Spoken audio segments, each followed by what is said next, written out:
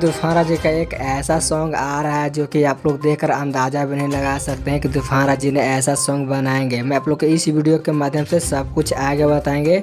उससे पहले अगर आप लोग मेरे चैनल पर नए हैं तो तूफान राजी को सच्चे वाला फैंस हैं तो इस वीडियो को दिल से लाइक करके चैनल को सब्सक्राइब जरूर करें।